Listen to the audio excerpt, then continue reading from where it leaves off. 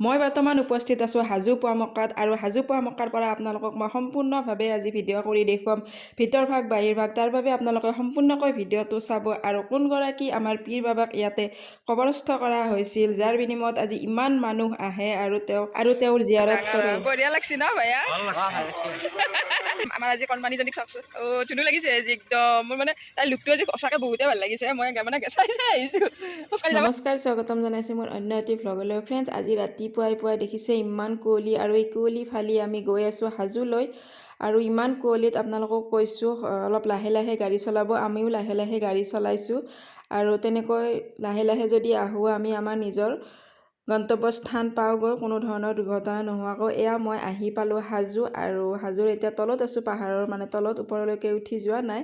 ওপৰলৈকে যাম বাৰু, কিন্তু তাৰ আগতে মই আপোনালোকক কওঁ আজি মোৰ লুকটো অকণমান বেলেগ পাইছে হয়নে বাৰু? কোনোদিনেই চাগে মোক এনেকুৱা লুকত পোৱা নাই, মানে এনেকুৱা দেখা নাই। আজি যিহেতু যাম আমাৰ পবিত্ৰ ঠাই পোৱামক্কালৈ, তাত গ'লে আমি গা মূৰ ধুই অজু কৰি যাব লাগে, মানে পাক পবিত্ৰ হৈ যাব লাগে। আৰু অজু কৰিলে মূৰত কাপোৰ থাকিব লাগে যিহেতু, সেয়াহে মই পূৰা ঘৰৰ পৰা মূৰত কাপোৰ লৈ আহিছোঁ। আৰু মই আমাৰ গাঁৱৰ পৰা আহিব যিহেতু ভাইজান আৰু ভাইজানৰ ল'ৰাটো আহিব, গতিকে তেওঁলোকক ৰখি আছোঁ ইয়াতে। আৰু এয়া দেখিছে এখন দুখনকৈ বাছ আহিছে, বেটাৰী গাড়ীত আহিছে, মানুহ যিয়ে যেনেকৈ পাইছে তেনেকৈ আহিছে। বহুতেই ভাল লাগিব আজি। হাজবেণ্ড আৰু বেটাই গৈছে অকণমান ওলাই, সিহঁতে কিবা আনিব গৈছে আৰু মই আৰু বেটি আছোঁ। এয়া বেটি গাড়ীত বহি আছে আৰু তাইক আজি চাওকচোন, সঁচাকৈ আজি বহুত ধুনীয়া লাগিছে তাইৰ লুকটো আৰু তাই পিন্ধা মানে কাপোৰখিনি গোটেইখিনি ভাল লাগিছে। মই মানে গাড়ীত চাই আহিছোঁ তাৰ ফালে আৰু তাইক কৈছোঁ খোজকাঢ়ি, তাক মানে সুধি আহি আছোঁ মা যাবা নেকি খোজকাঢ়ি? তাক যদি কওঁ মানে খোজকাঢ়ি যাবা নেকি বুলি, তাইৰ খং উঠি যায়। এবাৰ গৈছিলোঁ মানে তেতিয়া আমি গাড়ীখন লৈছোঁ মাত্ৰ বহু বছৰ হ'ল, তেতিয়া যিহেতু ইমান ওপৰ আৰু বহুত টাৰ্ণিং আছে, গতিকে আমাৰ ভয় লাগিছিল তেতিয়া। তাৰে পাছত এবাৰ কিন্তু আকৌ আগৰ বছৰ আহিছোঁ, তেতিয়া কিন্তু গাড়ীখন উঠাই নিছোঁ পূৰা ওপৰলৈকে, তেতিয়া পাৰা হৈছে। আৰু যেতিয়া নতুন লৈছিলে তাহাঁতে ভয়ো লাগে। আমি কৈছিলোঁ যে আমি তলত গাড়ীখন থৈ উঠি যাম, কষ্ট হওক, মানে অকণমান কষ্ট হওক লাগে, দূৰ হওক দুৰ্গতি নহওক বুলি এটা কথা আছে। গতিকে এতিয়া যিহেতু ভালকৈ চলাব পৰা হৈছে, তেতিয়াও হৈছিলে, কিন্তু লৈছে যিহেতু গাড়ী চলাব জনাৰ কাৰণেতো গাড়ীখন লৈছে। কিন্তু ইমান টাৰ্ণিঙত ওপৰত মোৰ বহুতে ভয় লাগিছিলে, যাৰ বিনিময়ত মই গাড়ীখন তলত থৈ আমি খোজকাঢ়ি গৈছিলোঁ। আৰু সেই খোজকঢ়া মানে বিষটো বহুত দিনলৈকে আছিল, সিহঁতৰ সেনেকুৱা অভ্যাস নাছিল। গতিকে সেই কথাটো যদি এতিয়াও ইহঁতক কওঁ, ইহঁতৰ মানে কি হয়, ভয় লাগি যায়, মনত পৰে, এবাৰ নিছিলা নহয়, তেতিয়া সৰু।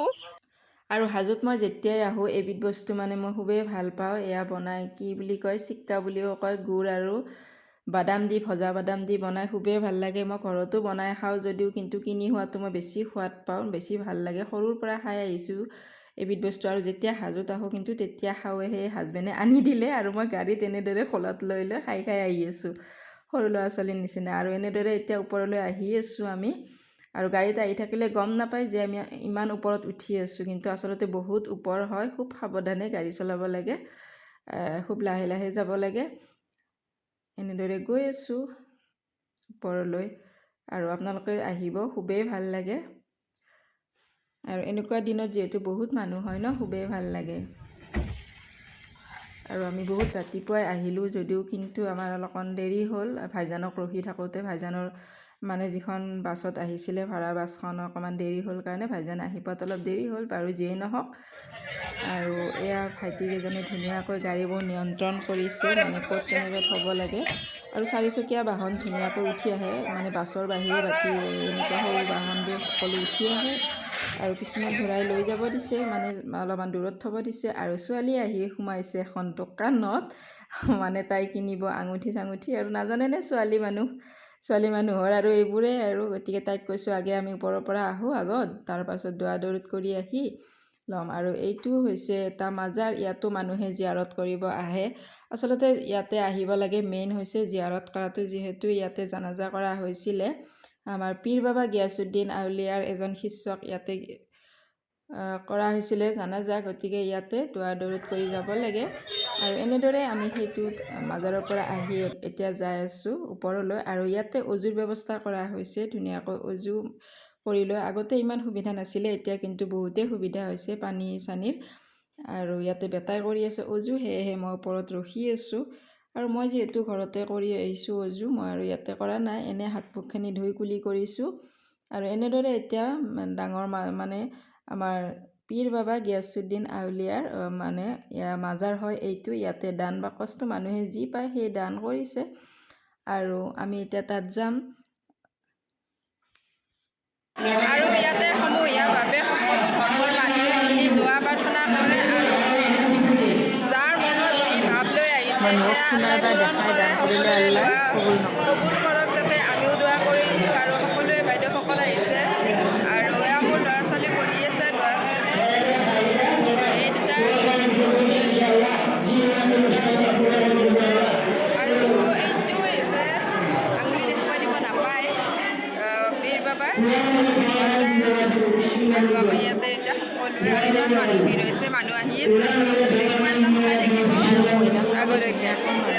মহিলাসকলে ধুনীয়াকৈ মাৰ্জিত সাজ পোছাকত আহিব লাগে, মানে যিটো সাজ পোছাক আমাৰ ইছলাম ধৰ্মত মানে আছে, মহিলাসকলে যি পিন্ধিব লাগে সেইটো মানি চলিলে ভাল লাগে। আৰু কিছুমান ভাবিব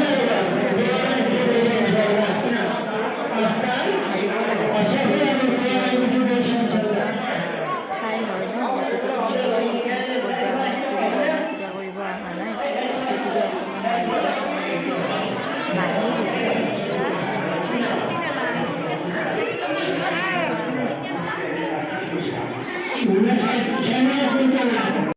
পীৰ বাবা গিয়াছুদ্দিন আউলিয়াক ইয়াতে কবৰস্থ কৰা হৈছিলে যেতিয়া আজিৰ পৰা 1000 বছৰ আগতে তেওঁ সুদূৰ বাগদাদ চহৰৰ পৰা ধৰ্ম প্ৰচাৰৰ কাৰণে 69 জন শিষ্যক লগত লৈ ইয়াতে আহিছিলে আৰু সমগ্ৰ অসমত ধৰ্ম প্ৰচাৰ কৰি তেওঁ ইয়াতে ইন্তেকাল হৈছিলে আৰু ইয়াতে তেওঁক জানাজা সম্পূৰ্ণ কৰা হৈছিলে, মানে কবৰস্থ কৰা হৈছিলে। আৰু তেতিয়াৰ পৰা ইয়াতে এনেকৈ মানুহে পালন কৰি আহিছে আৰু তেওঁৰ জিয়াৰতৰ কাৰণে মানুহবোৰ আহে আৰু জিয়াৰত কৰি যায়। আৰু আমি তাৰ পৰা ওলাই আহি এতিয়া জাই নামাজ কেইখনমান ল'ব ওলাইছোঁ, মানে মোৰ শহুৰৰ কাৰণে, শাহুৰ কাৰণে, মোৰ কাৰণে আৰু ভাইজানৰ কাৰণে, মানে গোটেই আমি 7খন জাই নামাজ কিনিলোঁ আৰু কিনি মেলি আৰু কিছুমান বস্তু তাতে ভাল লাগিছিলে, গতিকে সেইবোৰো চালোঁ। এয়া দেখিছিলে এইবোৰৰো এটা পিচ ল'ম বাৰু। আৰু এই পিচটো কি লৈছোঁ মই আপোনালোকক বেলেগ এটা ভিডিঅ'ত দেখুৱাম, আজিৰ ভিডিঅ'টো নহ'লে বহুত দীঘল হৈ যাব, আপোনালোকে আমনি পাব। আৰু এইবোৰ বস্তু যিহেতু য'তে ত'তে নাপায়, গতিকে ভাইজান এইখন নমাই দিয়কচোন, ইয়াৰ পৰাই ল'ম মই। আৰু ইয়াতে আপোনালোকে আমাৰ চিন্নি বুলি কয়, এইটোত কিন্তু কোনো ধৰণৰ মাংস নিদিয়ে, মটৰ আৰু গাজৰ বুট এইবোৰ দি বনায়। তাত অকণ খালোঁ, খাই মেলি মই ঘৰৰ পৰা বনাই লৈ আহিছিলোঁ পোলাও আৰু হাঁহৰ মাংস। আৰু পোলাও আৰু হাঁহৰ মাংস এনেদৰে হটকেছত বনাই লৈ গৈছোঁ, গৰমে গৰমে ধুনীয়াকৈ আমি এতিয়া খাম আৰু খাই মেলি আহিম। আৰু অকল যে আমি তেনেকৈ খাইছোঁ নহয়, আমাৰ কাষত কিন্তু আৰু এয়া বাইদেউসকলেও কিন্তু খাইছে ঘৰৰ পৰা আনি। আমি এতিয়া খাই বৈ চবে যাব ওলাইছোঁ, আবেলিয়ে হ'ল, সেই ৰাতিপুৱাই আহিছিলোঁ আৰু এতিয়া এয়া গাঁৱৰ পৰা আহিছিলে ভাইজান, একে দেখি দুটাকে একে দেখি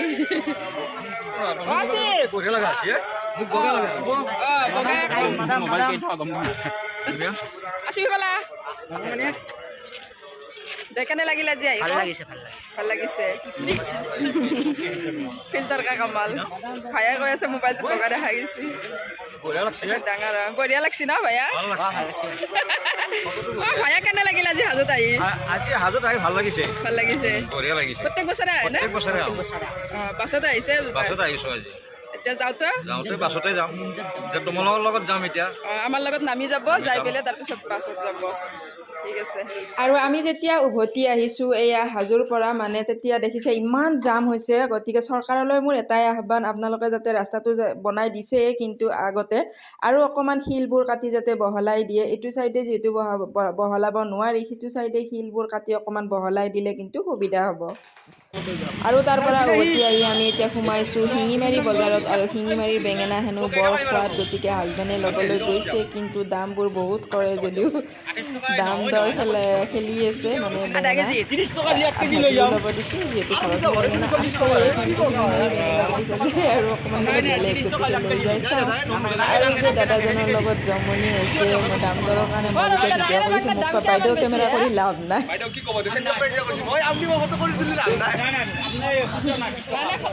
মই কৈছোঁ ভ্লগৰ কাৰণে বুলি বুজি নাপালে চাগে হয়ে বাৰু তেনেকুৱা কিন্তু ল'লোঁ আধা কিলো বেঙেনা চাম ঘৰত গৈ এনেকুৱা লাগে শিঙি মাৰিৰ বেঙেনা সোৱাদ লাগে সেইকাৰণে দামটো বহুত ফটকৈ থৈ দিছি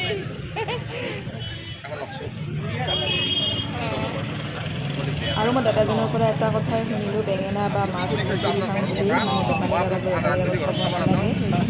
ক'লে হয়তো বেয়া পায় বোলে নাজানিছিলোঁ জানিলোঁ আৰু আজিৰ পৰা আৰু এই বাইদেউজনী ইমান ধুনীয়াকৈ বিভিন্ন ধৰণৰ চাউল লৈ বহিছে কোমল চাউল বৰা চাউল জহা চাউল মানে যিমান চাউল আছে খুবেই ভাল লাগিল আৰু মোৰ যিহেতু বেলেগ চাউল আছে ঘৰত জহা চাউল বৰা চাউল মই আনিলোঁ এইটো কোমল চাউল মানে বোকা চাউল পানীত দিলে বোলে ফুলি যায় তিয়াই থ'লে গতিকে আনিলোঁ খাম আৰু এতিয়া